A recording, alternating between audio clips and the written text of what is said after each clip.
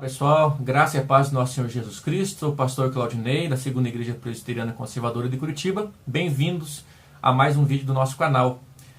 E hoje nós vamos meditar um pouco sobre um tema que nós já meditamos um pouco no nosso canal há um tempo atrás, que é sobre o dom de línguas, o dom de línguas estranhas. E por que eu estou gravando esse segundo vídeo? Se você está vindo no canal pela primeira vez, ou se você não viu outro vídeo ainda sobre dom de línguas, vá no nosso canal, procure instalar o dom de línguas. Nós fazemos um vídeo de 14 minutos sobre Atos 2, 1 a 4 e também os versos seguintes, explicando lá o dom de línguas em Atos 2 no dia de Pentecostes.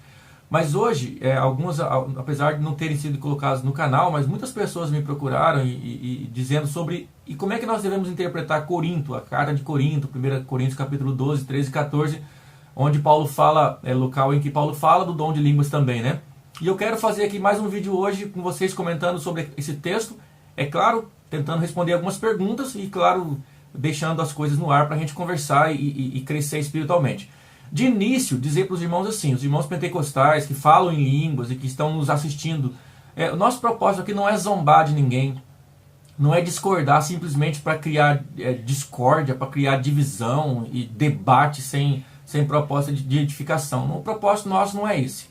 O nosso propósito é estudar as Escrituras sobre vários assuntos, e nós colocamos aqui também assuntos que são polêmicos, que são debatidos, porque eu acho que isso estimula a nossa mente. Nós somos chamados por Deus para sermos seres inteligentes e discutirmos no bom sentido da palavra e crescermos. Mas o propósito, acima de tudo, é nós mudarmos a prática das nossas igrejas e mudarmos nossas práticas de vida e de culto às realidades espirituais, ao ensino da Escritura. Então, tanto é que está livre para qualquer um comentar e ficar à vontade de concordar e discordar à vontade. Não tem problema quanto a isso, ok? Então, eu queria meditar um pouquinho com vocês sobre o texto de 1 Coríntios capítulo 14. Mas eu vou fazer dois vídeos sobre isso, porque o nosso tempo aqui é curto.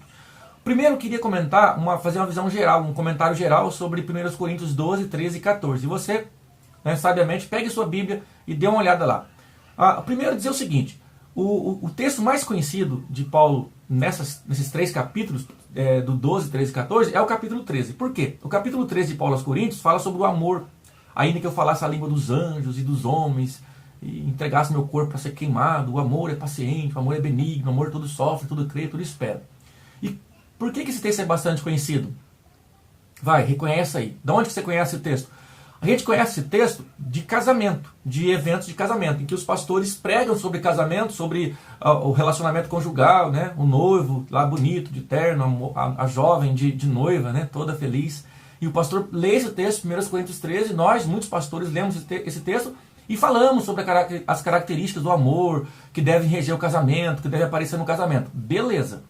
O amor deve reger e dominar e governar no casamento. Mas quando Paulo escreveu 1 Coríntios 13, é sempre importante, nós temos feito aqui alguns vídeos sobre como interpretar as Escrituras, nós precisamos estudar e analisar qual o sentido do texto. Por que é que aquele texto foi escrito? Descobrimos o propósito do texto, certo?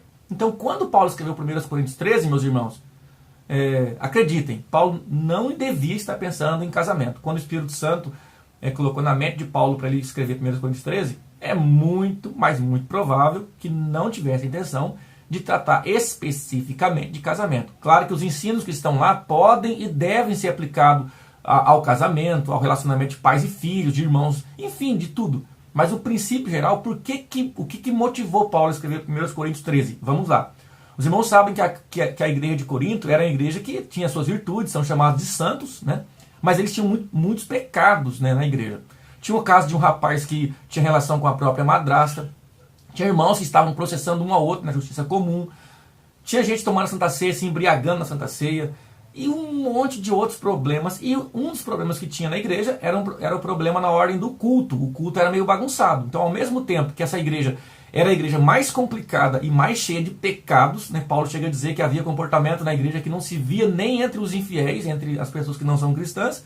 Mas, ao mesmo tempo, era uma igreja que tinha um culto que bombava, que era um culto cheio de Espírito Santo. E nessa igreja, a liturgia estava bagunçada, muita gente falando ao mesmo tempo, ensino, línguas. E Paulo, na sua carta, no capítulo 12, 13 e 14, ele vai falar sobre os dons e como usar os dons na igreja e qual é o propósito dos dons e assim por diante. No capítulo 12, Ele diz, por exemplo, num certo momento, eu não vou falar todos os versículos aqui, pode ser que eu erre a referência, mas não seja preguiçoso, pegue a sua Bíblia e olhe lá, não seja como eu, preguiçoso, que eu estou olhando para vocês aqui, certo? Mas ele diz que os dons que Deus dá para a igreja é para aquilo que é útil, é sempre para aquilo que é útil. Então tudo que acontece no culto deve ser útil para a edificação da igreja. Nada na igreja visa a edificação própria, particular, pelo menos no ambiente do culto. Então ele fala no capítulo 12 sobre os dons, e ele tá, como os coríntios achavam que alguns dons são mais importantes que os outros, eles estavam se achando mais importantes porque tinham certos dons, Paulo escreve para eles dizendo o seguinte, que assim como o corpo nós temos olhos, nariz, boca, orelha, tal, e pés, enfim, e cada parte tem lá a sua importância, porque o olho não pode ser olho se ele não for do corpo, a orelha não tem valor sem o olho tem a sua importância porque a boca também importa, ou seja, eu me embolei um pouco aqui, mas a ideia é, cada parte é importante, ninguém existe por si só, porque o olho precisa do nariz, o nariz precisa da boca, a boca precisa da orelha e assim por diante, e todas as partes do corpo formam o corpo, e assim também Paulo vai dizer que os dons são importantes porque os dons são importantes à medida que nós, cada um com seu dom, forma o corpo de Cristo, a igreja, e assim todo mundo é edificado pelos dons que irmãos têm. E nesse sentido ele fala no capítulo 12, e ele termina o capítulo 12 dizendo que nós temos que então que procurar com zelo, né, os melhores dons. E ele fala, e eu vos mostrarei um caminho mais excelente. E aí começa o capítulo 3, ou melhor, capítulo 13. Então, o que acontece? O capítulo 13, quando Paulo vai falar sobre o amor, o contexto é o problema do uso de dons pela igreja de Corinto no culto. Então Paulo vai falar, Paulo fala no capítulo 13 da importância do amor. Leia lá agora sobre essa perspectiva. O amor deve reger o exercício dos dons.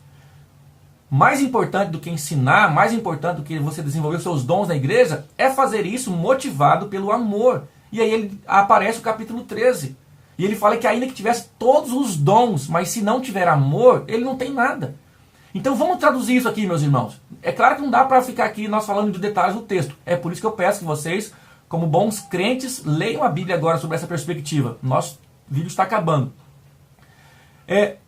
Vamos para a prática. Significa que se uma igreja ela é cheia de dons, tem coral, tem quarteto, tem quem fala em língua, no contexto de igrejas pentecostais, não é o nosso caso, mas tem igrejas que falam, e tem profecia e revelação, tem um monte de coisas. Mas se é uma igreja que não desenvolve esses dons motivados pelo amor, pela natureza do amor, não tem propósito nenhum. A igreja pode ter gente dando duplo carpado, pode ter gente flutuando na igreja, não interessa.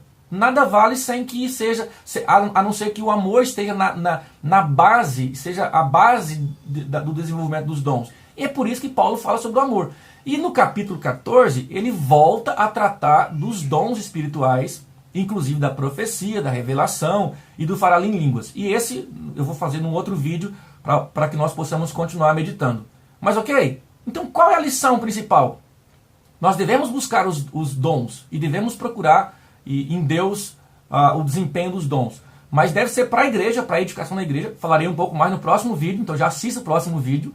Mas o mais importante é que é preciso amor. O que as igrejas hoje mais necessitam sim de dons, mas necessitam de pessoas que façam isso por amor ao Senhor e por amor aos irmãos. E esse é o grande mandamento.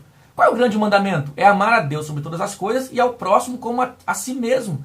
Então, numa igreja saudável, uma igreja saudável deve ser marcada pelo amor, pela compaixão, pela misericórdia, tanto por parte da liderança em relação aos liderados, em relação aos irmãos uns aos outros. E se for assim, meus irmãos, nós seremos uma igreja que agrada a Deus e uma igreja bíblica. Então eu espero que vocês todos tenham orem e que seja mostrado para você, né, qual o dom que você tem, mas exerça o seu dom com amor, para a glória de Deus e para a edificação da igreja. Deus abençoe a todos, nos vemos no próximo vídeo.